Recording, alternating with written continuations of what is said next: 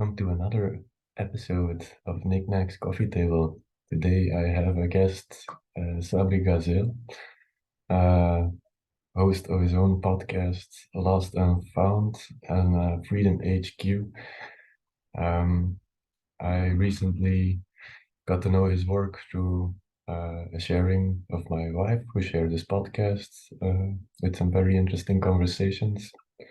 It's a very authentic soul that brings very beautiful conversations online, as well the community that he's hosting each week, like an online Zoom meeting that is very, very beautiful space to attend, and a very warm community, which I'm actually happy that I became a part of it.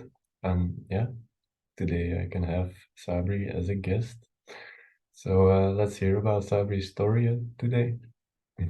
Well, hey Sabri, it's yeah, nice to have you today on the podcast. Huh? Like, who is Sabri and what are you up to these days? What are you doing? Hey brother. Well, first of all, thank you for having me. It's great to be here and to be, sharing the space and sharing myself and receiving you. Who is Sabri? Well, now that is a question. Um, um, and a big question as well. A big question that I think a lot of us can sit with, where we ask, who am I? Who am I? And I would say it's something that's actually become more and more clear for me over the last hmm, year. The last year, after really having been on quite a deep journey of self-discovery, self-exploration, and personal growth for about 21 years, I feel like the last year, 20 years later, I'm starting to get close. But something tells me that in the pursuit of that, I'm aware there's a non-fixedness to it. So now I realize that actually I'm an evolutionary self, which means there's going to be this constant evolution, you know, just throughout the lifetime. And it's actually kind of holding the paradox there of the more I get to know myself, the more I get to know that I'm ever changing and ever evolving.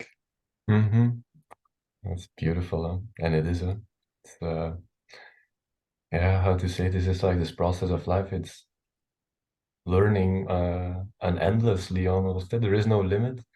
So like yeah, self-discovery, like yeah, where is the bottom? Where is the top? There is no, I would say. So it's just continuously. Yeah, and it's something that I realized for myself as well, and it's really beautiful actually. So as soon as you start to embrace this, then there is no limit to it, and you can just keep on going, and no matter how far you want to go, like it, it's all open, ready Yeah. to be embraced. No? Yeah, absolutely. Yeah. So much so. I just think taking away the parameters of who we think we are, because that really is it, isn't it? Is who we think we are. Mhm. The story, no? Yeah, and outside of that, I try to connect more and more now with the idea of what I am rather than who I am, hmm because this who I believe it is evolutionary, it's evolving throughout the lifetime, but the what, when I anchor into the what I am, I kind of have the felt knowing and realization of the potential. There's a greater potential for who I can be when I'm more connected to what I am, hmm to a unique expression of the divine, of the one consciousness, and just being aware of the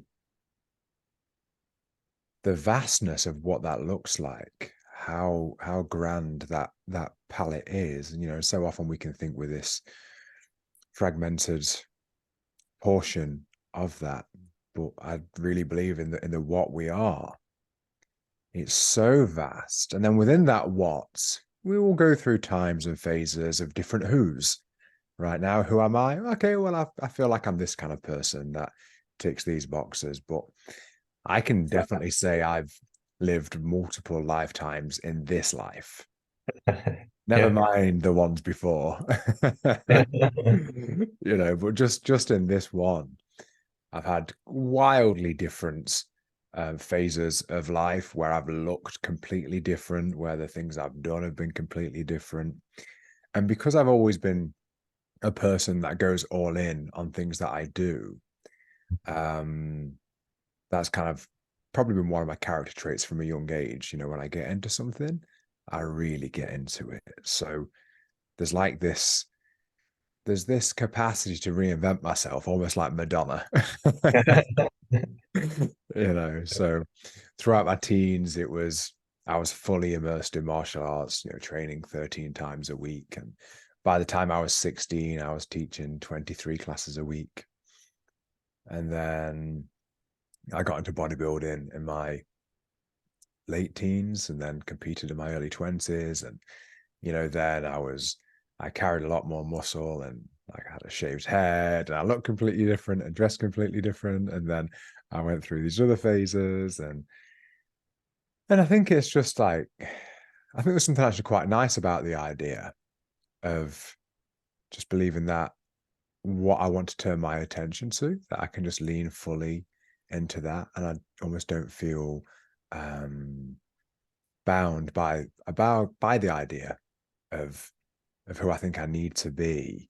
And I'm okay with having these kind of extreme changes. And, I can say now looking back at life so far, I'm 35 now, that it's been quite beautiful to have these breadth of experiences, but within the breadth and the range of the experiences, there's also been depth that's gone along with it because I go so deep into things. So, yeah. Yeah, that's really, that is the beauty about it as well, to go all the way into, like, almost half work is not uh, fully satisfying. I don't know if this is the right word. Um, but I understand it. It's something that I've been holding for myself up as well. And if you really want to get to know stuff or want to dive into something, then you go all the way. And yeah, the depth that it brings along with it. I share it in the same way like you just did it. It's yeah, I'm looking for my words here. Um, yeah, and yeah, I express it as well. Often to people that I really have lived already almost like so many different lifetimes in just in this one singular life experience for the moment, because it's almost uncomprehendable or difficult to put into words to even express it to someone else if you want to share it in a way as well. But it's beautiful, and like, how did spirituality actually became a part of your life? What I heard from other podcasts and places that you already shared your story is that you were very well here in the physical world and in society with the expectations that we all experience and how things are going on. Uh, Mm. how did this came into your life? Awareness about more that is going around. Yeah, it's funny because as time goes on, I get two reference points of there's what I'm going through now, and then I can look back to as I went through these moments that seemed like they were happening there and then, but with an expanded level of awareness, I can actually then start to look back to when I was very young and experiences I had then, which at the time I didn't know how to compute. So on one hand, I could say my more spiritual journey began maybe 7 years ago. But if I was really to zoom out, I deeply believe in the continuity of consciousness. And I don't think this is my first life where I've been kind of committed to this space and this idea. But let's say when I was 13, I read the Tao of Jeet Kune Do by Bruce Lee, which mainly was a philosophical book. And then I started listening to Wayne Dyer when I was 14, who's a kind of like one of the original kind of crossovers of kind of spiritual to self-development kind of teachings. And throughout my teens, I'd listened to people like Wayne Dyer and Zig Ziglar Brian Tracy and Deepak Chopra and Stephen Covey and Tony Robbins, Think and Grow Rich and those types of things. This kind of like, the emergence of like self-development, I suppose. And a lot of it was rooted in kind of personal growth to be a higher achiever. Ultimately, was kind of the place that it was coming from. It wasn't so much about having a spiritual connection. It was to, I guess Wayne Dyer for me was one that I found calming because I had a real temper. I was very explosive when I was younger, which I guess was maybe somewhat learnt. And then the other stuff was to try to better myself, the idea of bettering myself. And I did that, and I was on that path, and I wanted to achieve and progress and do more and be more and have more and do all that kind of stuff that's largely associated, with, I would say the West, but I think now it's probably just global, really. So I did that, and was, kind of did well with it. In my mid-20s, I was kind of like, I kind of became what I thought I was meant to be and what would place me as in society as being valuable. Mhm. So there was my perception of that at the time. So at the time I was, muscular and lean. I was in good shape and I had the supercar and I was dating attractive women and I was doing the stuff that I thought, okay, like as a guy in my mid-20s, I'm doing it. Yeah. And actually I can look back at that time and without like kind of judgment of it being wrong, I don't think it was. It actually felt like the exact thing I should have done at that time because I believe that to be the path. So I walked the path that I believe to be the right one. And I kind of look back at myself with a sense of actual kind of almost admiration of like, well done, man. Like you were really focused on your early 20s. I stopped drinking when I was 21. I was really focused on training hard and bodybuilding. I started my business when I was 21. I look back at that and I think, well done. Well done. The effort was there, the effort was there. Yeah. And Um, yeah, would you say that there was a certain sense of fulfillment, or did you have something like, okay, but now I already achieved this, and what now? Uh, yeah. So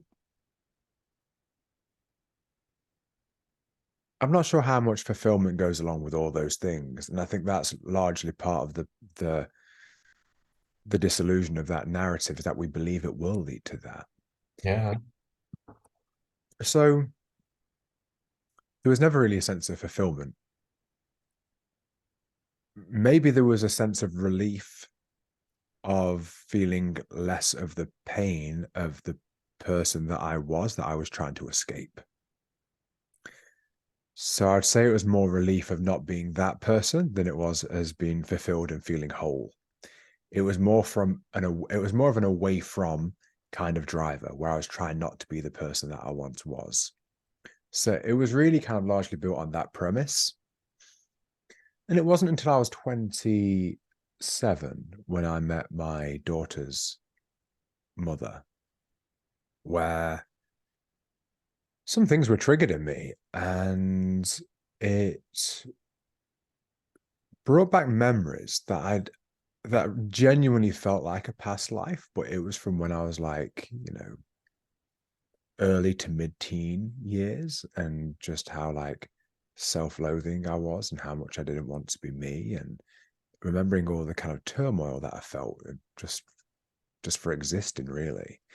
And I'd actually forgotten. I'd moved so far away, and this was the person I was trying to escape. I'd moved so far away from that. I'd actually completely, it's like it was erased from my memory that I was ever like that. Because I yeah. became the absolute opposite of that. Mhm. And I remember it clearly. I remember laying in bed and she was asleep, and I was looking at the ceiling, and all of a sudden, this wave of memories, but not just memories, all the associated feelings just came straight over me. And I was laying on the bed looking at the ceiling, like, what the fuck is going on? Yeah. And then that really began this almost like kind of dark night of the soul for me. Um, and this was late. I was 27. I was halfway through, I guess, my 28th year. And the way I describe it, it was almost like there was a very tall building that I'd built, but with no foundation. So I hadn't gone deep in to lay the foundations to build the structure on top. I just created a structure. And again, I only did what I kind of thought was the right thing. I didn't really have a reference point or like mentorship or a thing to say, hey brother, maybe we need to go a little deeper before we go up. So in one way it was inevitable, but I think sometimes what we can do is we can look back at these things and like, oh, I was doing the complete wrong thing. And actually, for the things that we have presented to us and with our level of awareness at that moment in time, it was probably the right thing that I did, because that's all I had as a model of this is the path. So I did that thing. Now I can look back in hindsight and realize, oh, I was off here, here's where I was off. But ultimately I was off because, and very much in the West, we don't really have that type of guidance of a path to more levels of, expanded consciousness. And I say we don't have the guidance, not kind of just structurally. We can seek it out and it is available, but we have to find it really. Yeah. And at that time, that's the path I was on. So that led to, like, I would say, really 7 years, 7 years of, deep inner work. And sometimes now, I'm going to hop timelines a little bit, but now when I coach, and sometimes people think like a few weeks, and, I would have done the work. And it's like, well, maybe, but like I was 7 years like deep in, and I think, again, just from the place of not that I constantly need to heal, because I don't think that is the case, but the part of the evolution of constantly evolving, there's going to be different things that come up where maybe that thing wasn't relevant a year ago, and now something kind of in this new emergence of me now, maybe something comes up and it's like, oh, okay, maybe that needs addressing, and just giving some attention to that. And yeah, so 7 years, that's kind of when I first did ayahuasca, was about 7 years ago. And I'd say that was the first time where I really had a reference for what God was. And there was this deepest sense of, it was about, I don't know, an hour into my first journey of feeling, oh, I had no idea what God was before. And it's like my eyes had been opened for the first time. And I think this actually, for me personally, the stories about Jesus and making the blind man see, something tells me the reference was to opening people's eyes to God rather than actually someone who is physically blind and then being able to see. Something Yeah. tells me it was more relation to allowing people to actually see what God was and feeling that person was blind before. Yeah, no, there's a lot of symbology in those stories as well. I can definitely relate to it as well. At a specific point, like the culture, both of it, like I think the UK and Belgium, it's not so far from difference in culture, I would say. Yeah? That we're just raised in this materialistic world, and like it's all about the physical and the things around us, but that we really lost the insight of what the connection from within is, Mm. in a way. And then, yeah, having these kind of discoveries of opening up to our own divinity as what we are as beings, or what we are to do here, that it's definitely valuable if you start to look to these concepts and ideas and stories through a different lens now. When you wake up, like becoming a person that is not blind anymore, but seeing that it is all of a sudden it gets a whole different context, a whole different layer. I don't know how to express it actually. But it is beautiful how you say this, that you gain deeper insights after the ayahuasca ceremonies, and that it even connects you to concepts that are also described, for example, in the Bible and in many different religions as well. But that it gets a completely different image than the thing that we get from a religious perspective. So, yeah. And it's unique that it comes to plants, which was for me a big eye opener as well. Because if you now go back to the Amazon and then the days that had like the Catholic Church diving into the Amazon and trying to enforce religion on the indigenous people, while they actually already had a very deep connection and insight in the divinity of what is, and then, yeah, seeing now back that these plants are actually bringing this deeper insight again from, yeah, what the divine is to us and how we are connected to it. That it's really amazing and actually mind-blowing. And it was almost like, yeah, it was devilish, like, oh no, don't work with plants. No, it's crazy. It's the work of the devil. But then it's beautiful to see how this all reconnects again, and how this all, yeah, brings it all together again. Yeah, I think a lot of Catholicism was really a political Mhm. movement. It was empire, and empire loves to corrupt, and it loves to seek power. And you know it would obviously be a threat to have these plants, these plants that are linked to the devil. Well, funny that, like plants, nature, Yeah. mm, um, created by God. Hmm. Hmm. That we take and then feel this deep connection to God. Now, why might it be that an establishment or an institution, and this is not a conspiracy, it's just a question, why might an establishment or an institution that says you have to come to our place to access God and you have to enter into our hierarchy to access God, why might they not be keen on the idea that here's a plant you can take anywhere and access God? Just a Mhm. question. Just a question. Yeah, no, it is. It's almost like, why wouldn't I be allowed to directly connect to God, if this is open for everybody? Why do you need to go through a third party to achieve connection in a way? Uh, yeah, I wouldn't. It comes straight away from Catholicism as well. It's something that's very, very deeply rooted in the world that we know today as well. Um, and yeah, the thing is also, I learned for myself that it actually is also a very important part of the learning process that we're going through. And in a way, that it was also a necessary experience in human existence to go through this part. Because yeah, we have to learn to embrace the full spectrum, which includes as well the shadow, the darkness, and yeah, whatever corruption that is going on. Or how would you interpret that in your own experience? Yeah, absolutely. I am such a believer that we have to be able and willing to see our own darkness. We actually have to. And I was having this conversation just 2 days ago with someone that I met at the mystery school in Belgium last week that I was at with one of my mentors, Dr. Mark Gaffney.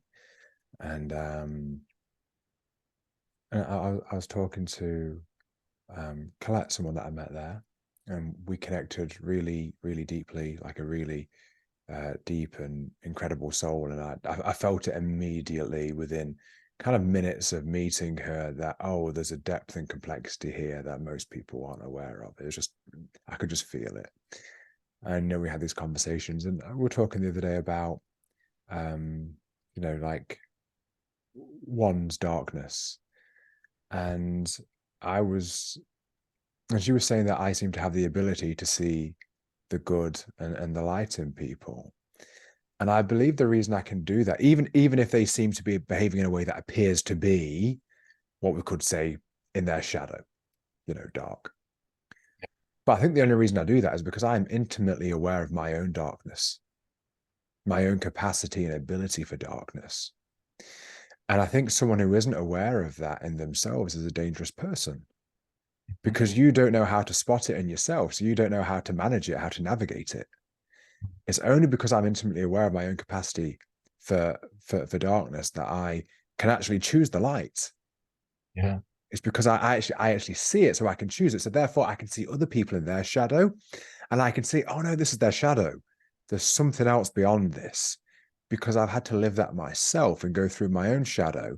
So I'm intimately aware of it. But now, as much as I possibly can, I I stay aware of it and choose to be in a more loving and empathetic and compassionate state. Now, does that mean I'm there all the time? No.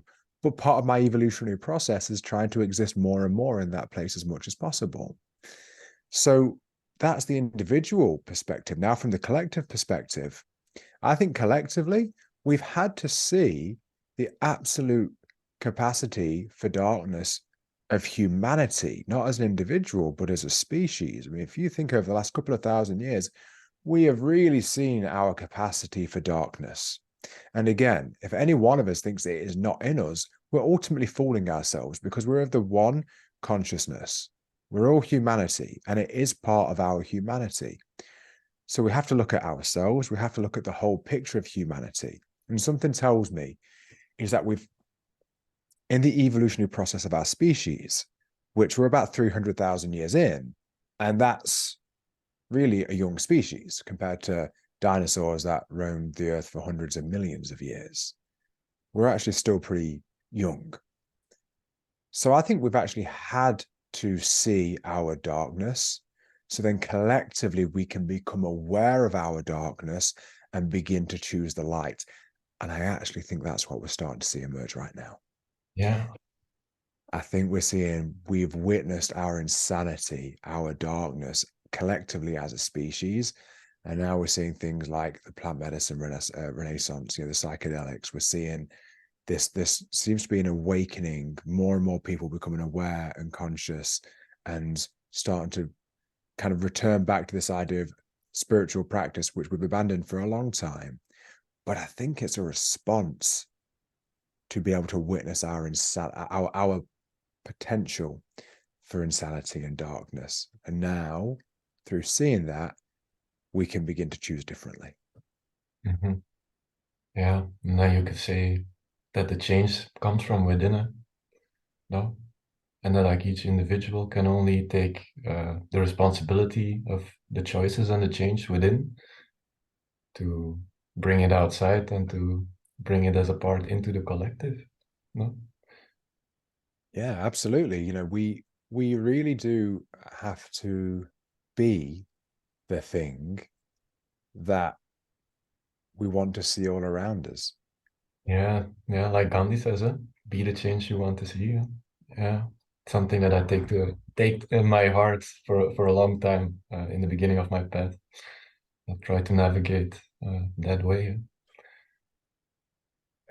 So much so. I mean, it's been on my mind an incredible amount since I returned from Belgium because the thing that Mark Gaffney is doing and people in the think tank for the Center of World Philosophy and Religion is creating a new story for humanity. And the idea is that, and it's the idea that I believe in, I'm fully with, the current story doesn't work.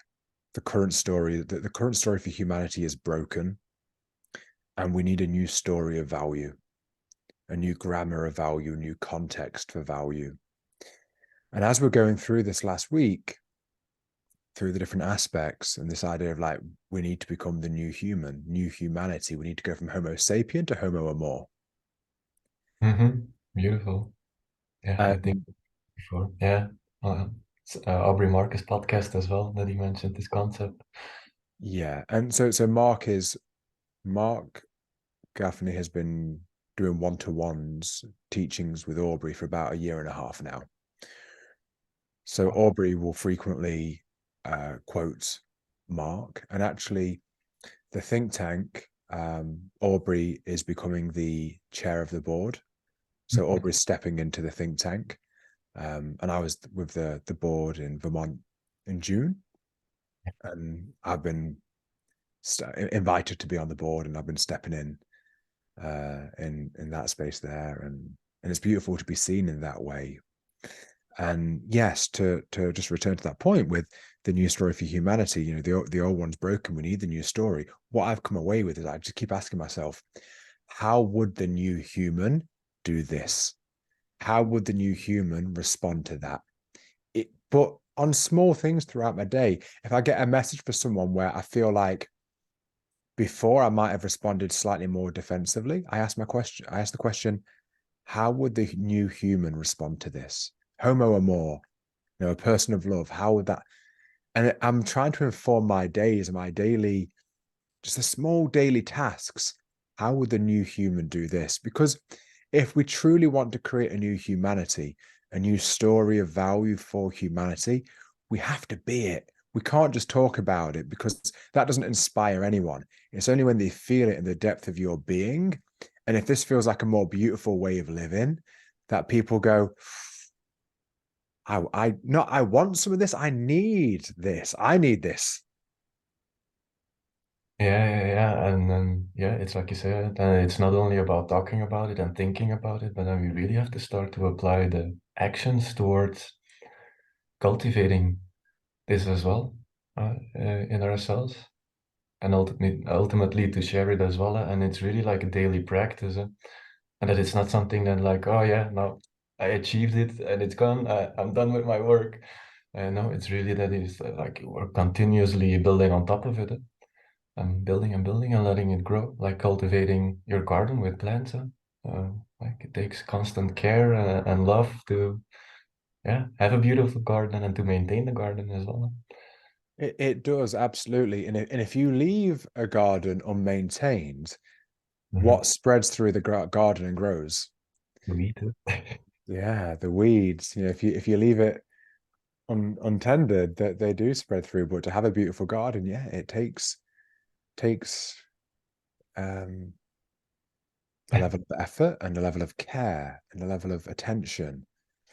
And I think, if we apply that to ourselves, it works in the same way. And it creates so many beautiful moments in life where even coming away from Belgium, that within the 24 hours that I came away, there was three little things that happened that I just thought, I don't think these things would have happened before. Now I'm really being mindful of, because I'm serious about this. I'm serious with stepping into the board. And I feel like I need to embody the thing that we're talking about. I need to embody it. I have to be it. Otherwise, it's just words. It's just theory. It's just dogma.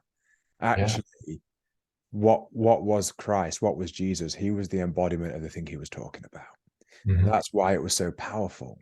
So if we want to have a sense of power and the ability for this thing to really kind of move, we've got to be it. Yeah. And I got on the flight back from Belgium to England, and there was a guy in the flight that I don't know. I would guess he was on the spectrum for autism, and just how his behavior was. It seemed reminiscent with that. And he was like, you could see there was like a high level of anxiety, and he had a pillowcase as his carry-on bag, and has had things in a pillowcase, and then he couldn't find his boarding pass, and he just emptied everything out on the floor really frantically, like, I don't know where it is. And you could see like it was a very like frenetic kind of energy.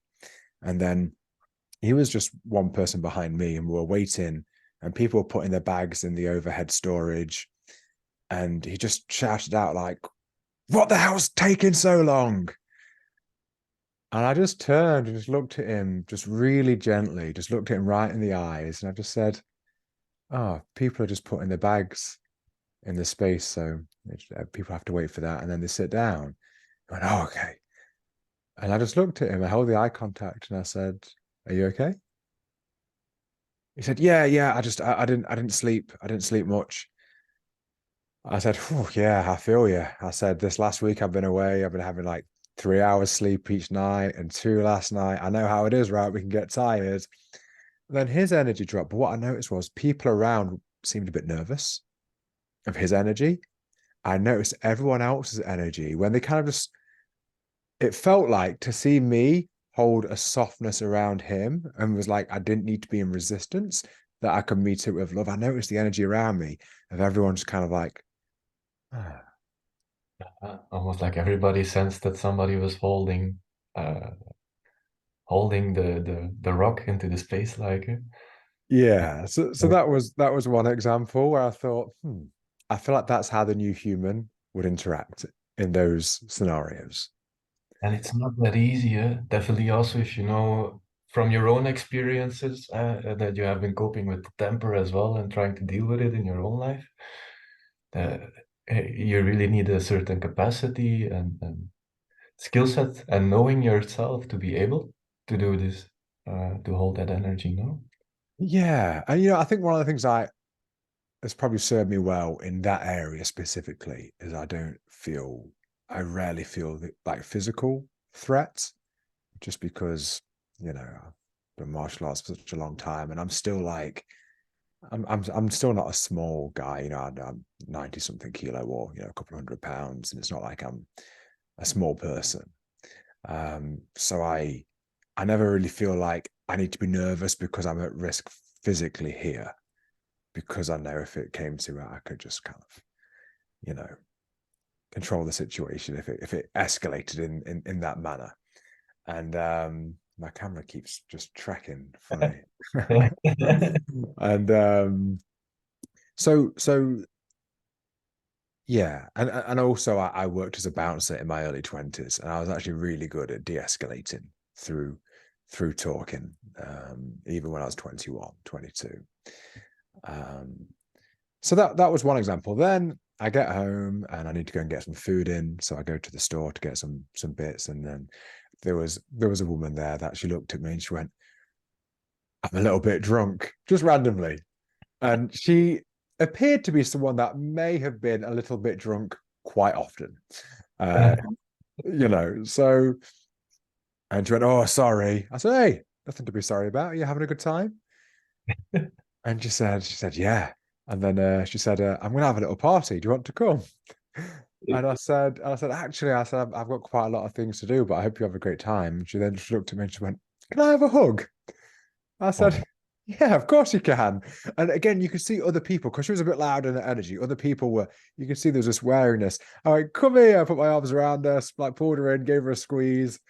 And and then, you know, she was just very playful. And again, you could almost see there was a sense around of people just feeling a bit more relaxed around this kind of frenetic energy. And then I get to pay for my food, and the person in front of me, she was a little bit short on money of to get all of her shopping, and she was like, "Oh, you know, I'm like just leave those bits, and I'll go to the car and see if I can find the rest of the money." And then I got there, and I just said, "Just put those through on mine," and then I just got them. I said, "Here," and just gave them to her. And they were just three examples of really kind of from the flight to me returning home, you know, within a few hours, where I felt like there was just these little opportunities that ordinarily I think I would have missed. yeah, yeah. I think I would have missed. And they were small, but there were these just moments where it feels like those subtleties, if we all start to do more of them, I feel like there'll be a cascading effect. Mhm.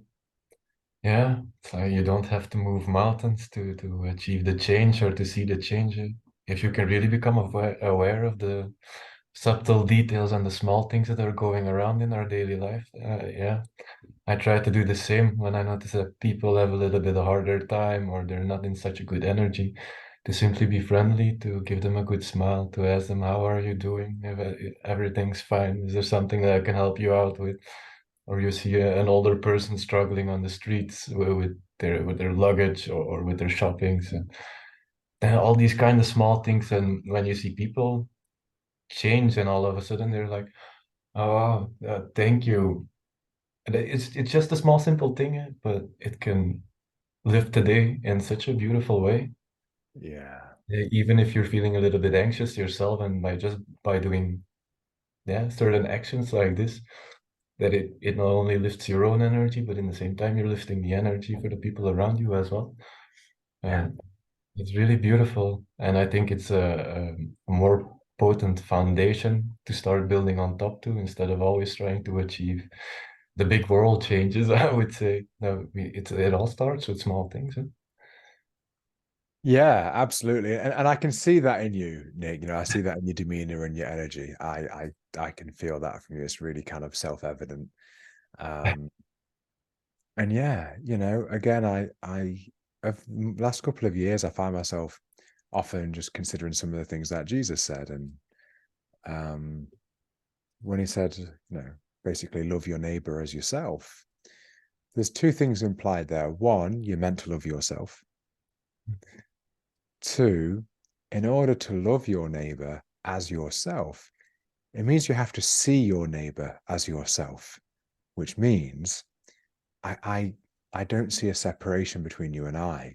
I Yeah. recognize the oneness. Hmm. Hmm. I recognize the oneness that when I look at you, I'm really just looking at an expression of what expresses in me. I'm Yeah. looking at that one consciousness expressed through you. So for me to love you as me, first I have to love myself, one, and two, I have to recognize that the idea of us being like separate or different is somewhat of an illusion. And yeah, again, it's actually, I think, a profound few words that if you kind of sink into the depth of it, of again, how does that influence how we interface with others? You know, I see this person and I just love them the way that I'd love me because I see them as me. I realize we're the same. Hmm. Yeah, yeah, yeah, yeah, and that's really something beautiful. And it's actually beautiful to give it away in this episode as well for the audience. These are some very potent and valuable concepts of cultivating in ourselves. And then you stop to see things as separated. It's like, yeah, there's no separation anymore. It makes the illusion crumble down in a Yeah. specific way. Really beautiful. I love it. And like with the board, what is the intention of the board that you guys are coming together? Where do you guys want to take this, and what's gonna come, or what's the perspective for the future with the board? Yeah. So the think tank really is comprised of some of the best philosophers in the world, and there's scientists. There's people there. The doctorates from Harvard and Oxford and MIT, and there's a very scholarly group there, and people have been involved, like Richard Schwartz from the Internal Family Systems, and um, Aubrey, is stepping on, and I'm new to it. I was, like I say, I was invited there in June, and then I was in Belgium, and now I'm stepping in, and it's really this idea of this new story, and it's to address the meta crisis. Mhm. And the meta crisis is basically there's existential risk, and it comes in two forms. One is the risk of the death of humanity, and two is the risk of the death of our humanity. Yeah.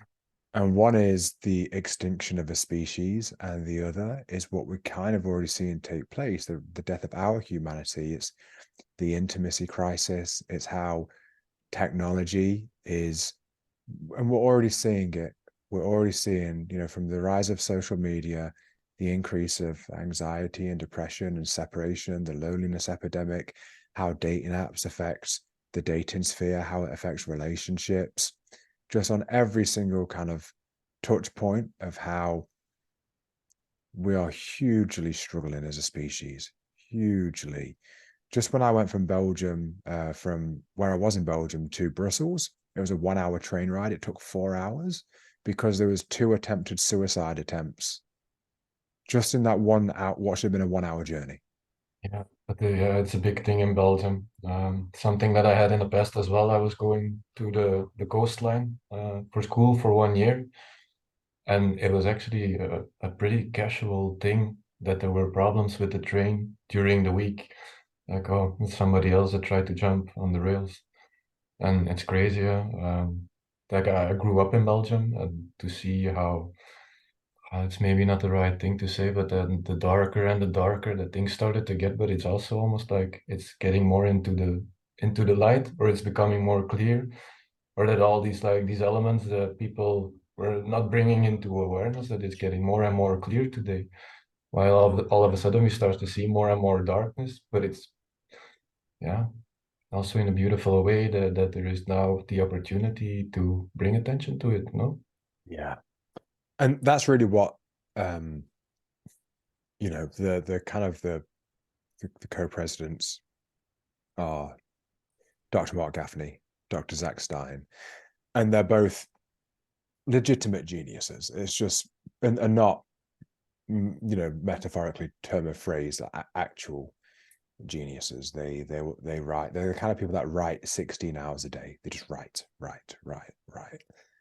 And they've been working on this for years, and they're basically writing this great library, and it is this new story for humanity.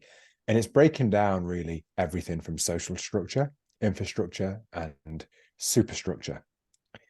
And ultimately, the goal is how we went from like pre-modernity to modernity. And there was the Renaissance period in Florence, the Da Vinci, the Renaissance. It's to do the same. It's to have a Renaissance and to move to a new era, to a new story. And they're as committed to it as you could possibly imagine. Mark will often say he will have certain nights where he just doesn't sleep because he can't stop thinking about this certain area of existential risk. And I was talking to a friend about it yesterday, and he said like, oh, he's like, I just don't get why people are so bothered about like how it'll be when we're not here. Mm-hmm. And it's like, well, first of all, he said to me, he said, I get why he might be Mark, because he's like in his 60s, and maybe when you get to that point in your life, you start thinking about it more. And he said, but why do you feel it so much at in your 30s? And I said, brother, I could just feel like, first of all, I deeply believe in the continuity of consciousness and past lives. Now, if we have past lives, it's likely we're going to have future lives. So we're going to be coming back. What world do we want to come back to? And say it again. A better world, I would say. I hope so. And secondly, I have a daughter, and there are future generations, and it's not just my daughter. Again, we have to realize that we're not separateness, it's the one consciousness. And to Mark's point, there are billions of lives that have not, there are billions and billions of lives that are still to come, that might not come. Yeah. That might not. And actually, they only have one hope, and it's us. Yeah. It's Yeah. us. Humanity from today, yeah. Now. Yeah. Like, so we have the option to create a world where they actually get to be born, that they get to be made manifest, that they get to write their story in the chapter of the universe. And who else is going to do it? Who else is going to do it? Because it's easy to say, oh, well, I can't do anything, let's pass it on to someone else.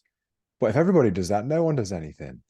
No, and it's something that we see in politics today as well, just as one of many examples. But it's like, yeah, okay, but this is just my time, and then after that, it's not my problem anymore, and I just pass it on to the next generation that's going to step in line. But then after all these generations, nothing is really changing. So it's really up to each individual to take their responsibility and the actions to change what they see that's going on. Because you see it for a reason, I believe for myself, that if I'm aware of something, like there is a reason you're aware of it.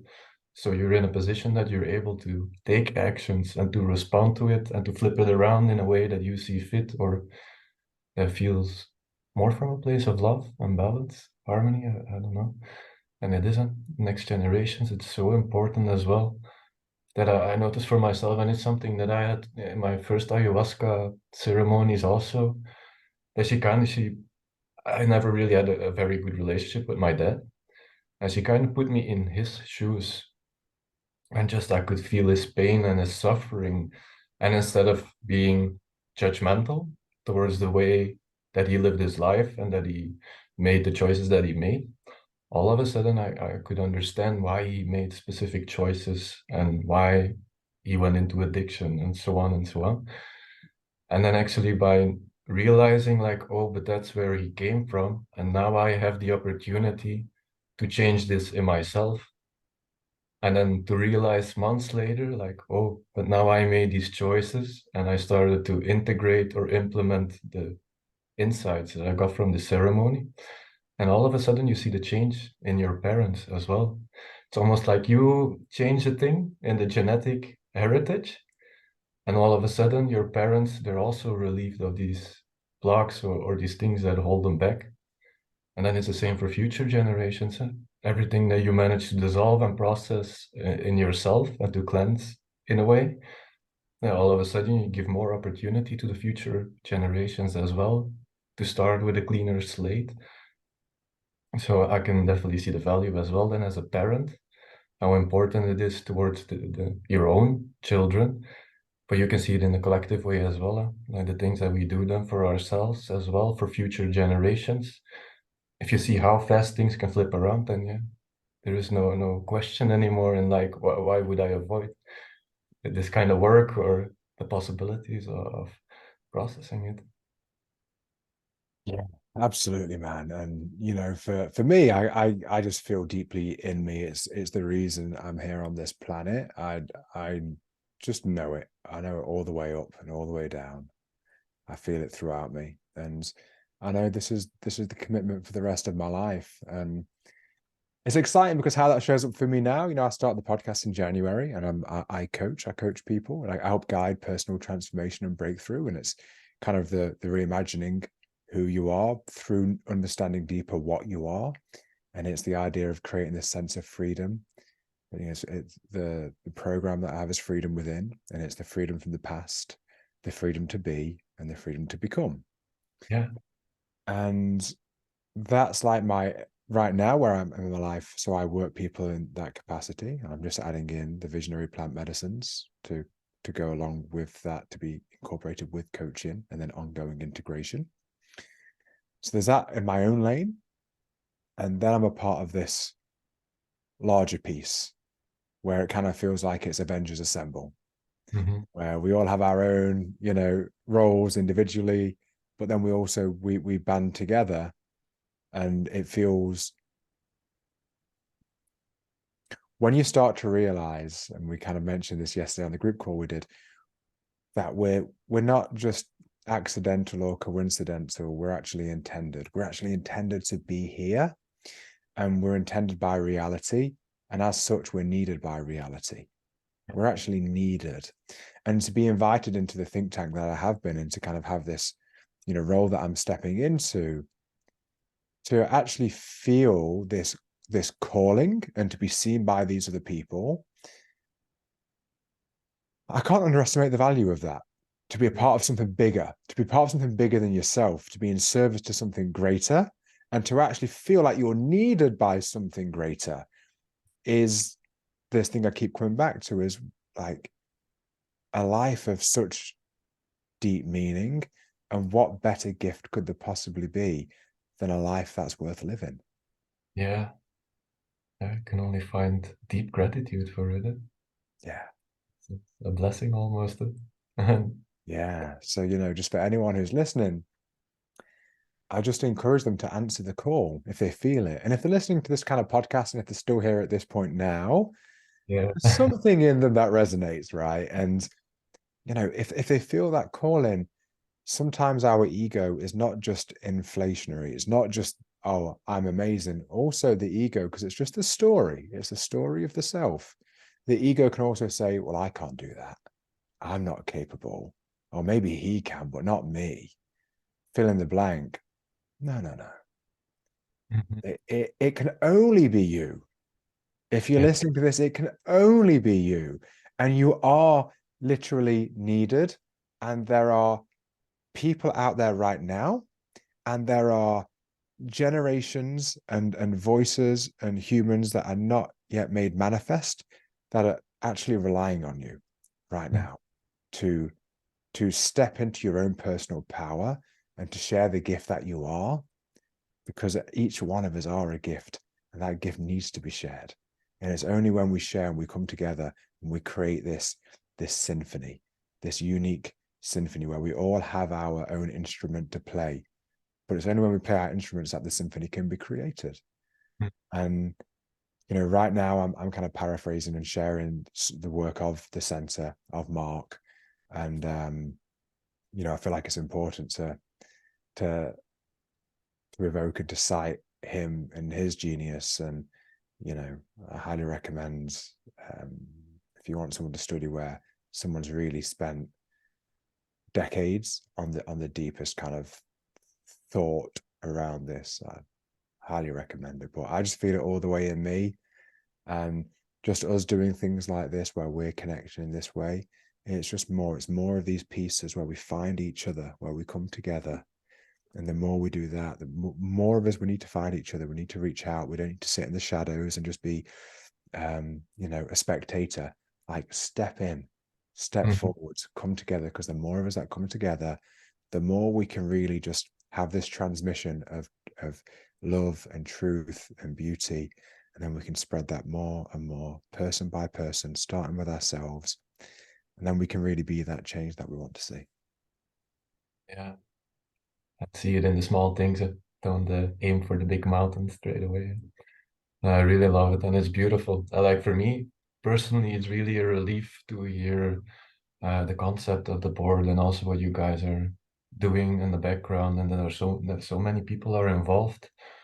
Yeah, the world really needs it, so it's amazing, and I'm really happy to hear that this is happening. I really want to wish you yeah, a lot of good luck with it as well.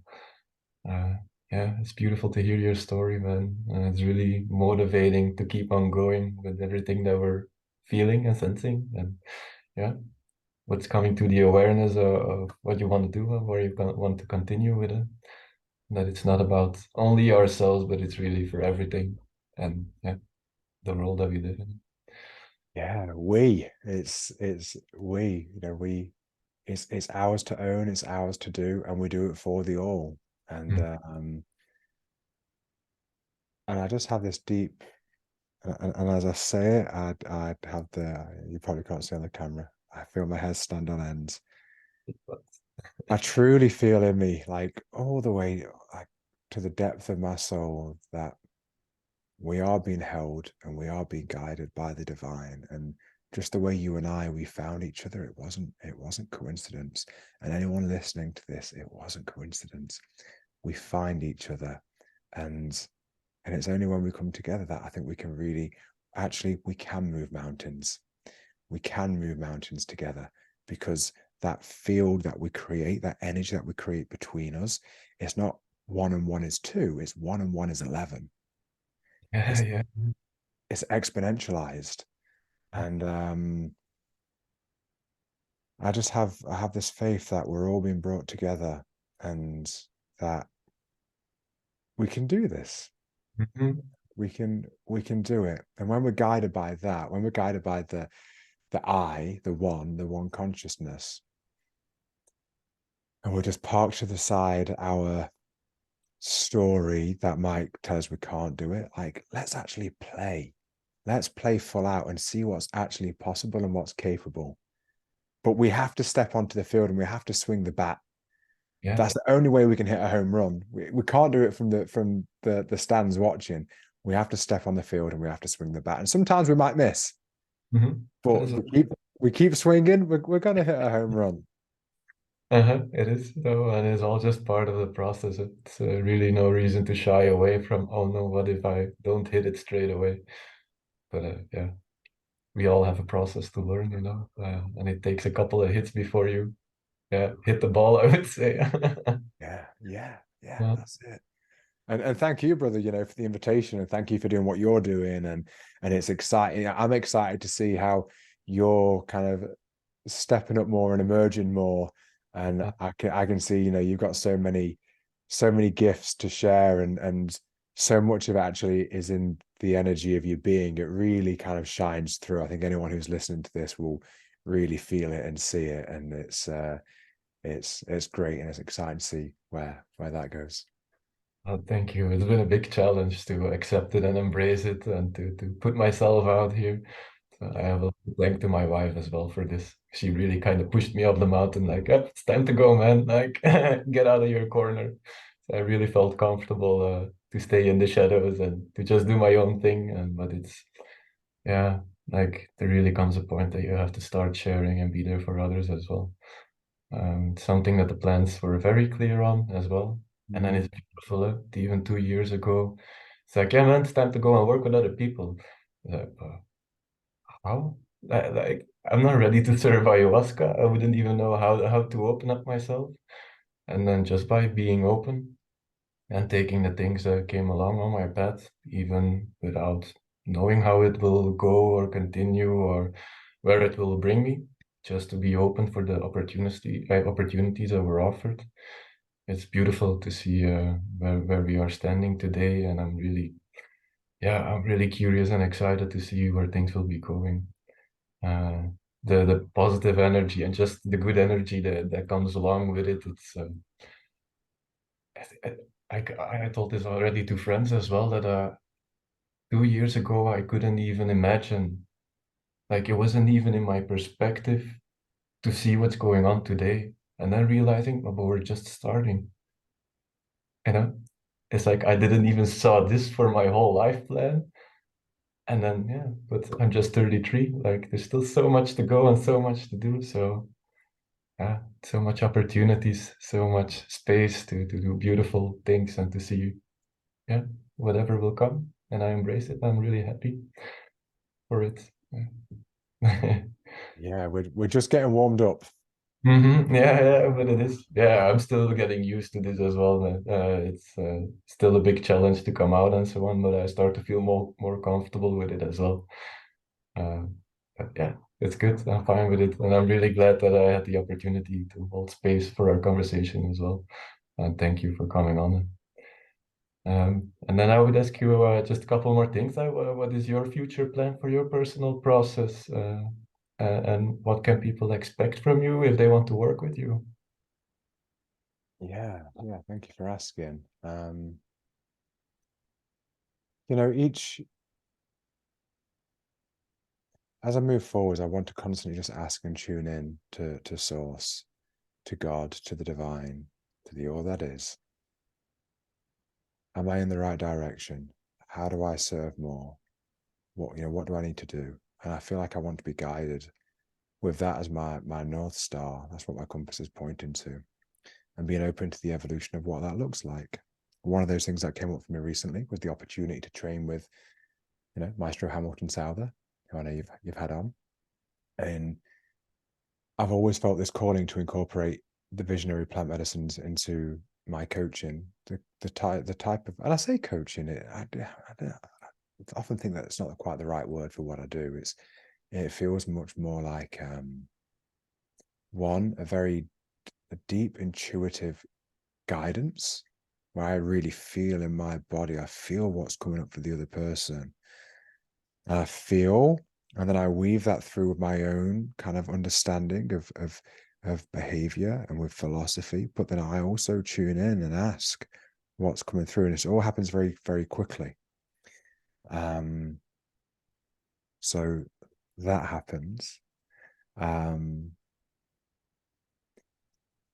and that when it comes to one-on-one coaching, that can be very personal and very, very unique for each person. It's just what's coming up, what's alive right now for them. And I really kind of just tune in and feel into that with that deep space of presence. So my modality really is a combination of, the training I've done with Eckhart Tolle in his course and teachings on being a teacher of presence. So there's the element of presence.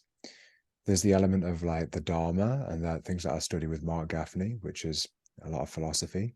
There's my own lived experience. There's the downloads that I get and the energetic feelings I get. And then there's now going to be the addition of all of that with the visionary plant medicines. So cannabis and psilocybin ceremonies, where it's actually going to be active coaching through that process.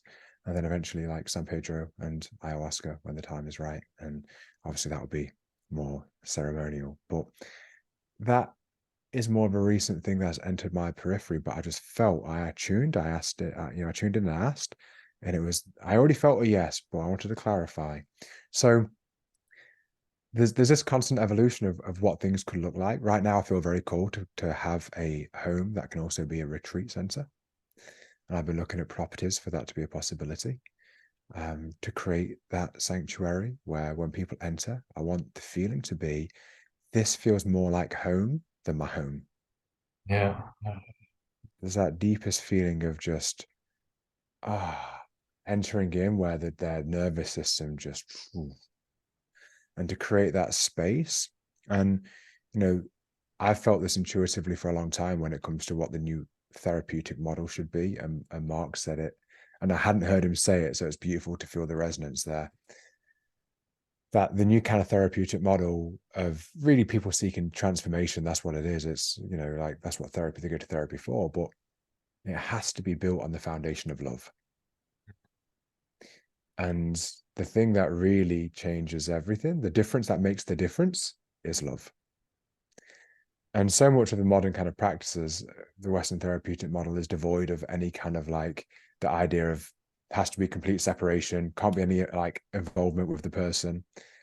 It's like, man, if you're coming from a deep place of like love and empathy and compassion, how do you not feel?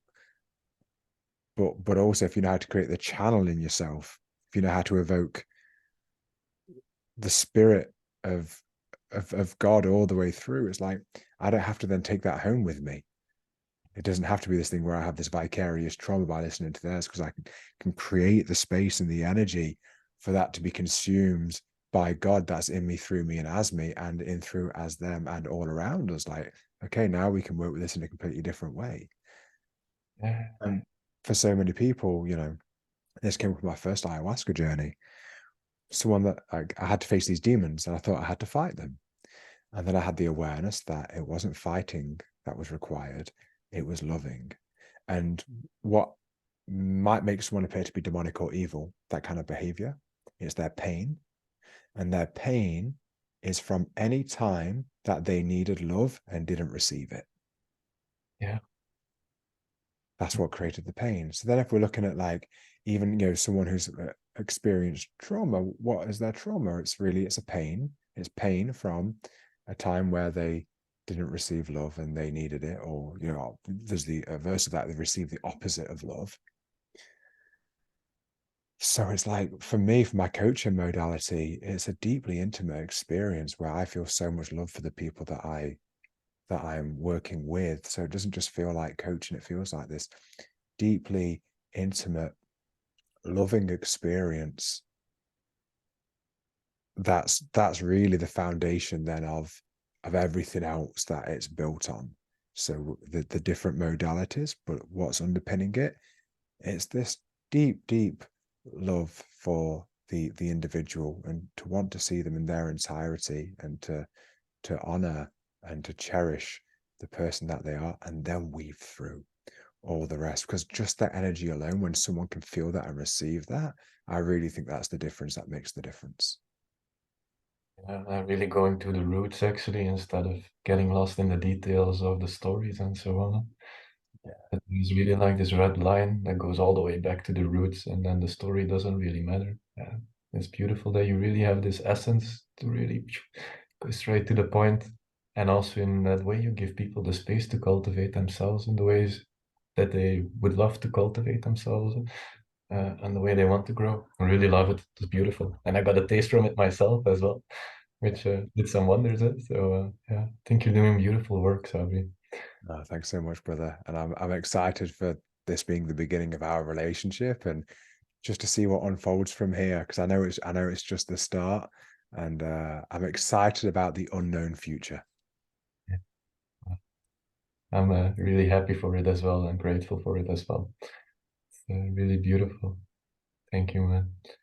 And where can people find you if they want to reach out to you in person?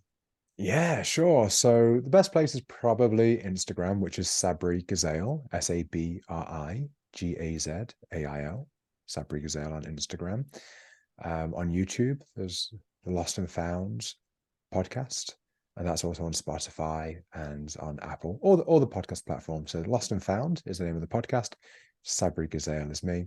I do have the website, myfreedomwithin.com, but the best place to reach out, I would say, is Instagram. I'm quick to reply on there. And if anyone does want to start a conversation and just to explore any ideas, yeah, like that's kind of how I do. And like you and I offer like a free kind of first session with people, just dive into things that might be coming up for them. And there's never any feeling of, there's no obligation for anything to come after that. I really believe that things unfold exactly as they're meant to. So it's not just like a bait to try to get people to then go into coaching after. Um, there's always the space and the opportunity for that. But actually, sometimes the most magical things can come out of just the place from offering. The more you're willing to offer, the more you're willing to give from a place of love. There are things that just come out of that naturally. So that's the space it's from. That's the offering. That's beautiful, man. Really love it. Nice. Well, then I would like to thank you for today's conversation, and I'm looking forward. It will be awesome to have this, yeah, to have another podcast and to continue our conversations. Really looking forward to see what comes forth in the unknown future. Thanks so much, brother. Me too. Thank you, man. Have a nice day, and yeah, catch you on the flip side. Thank you, Sabri.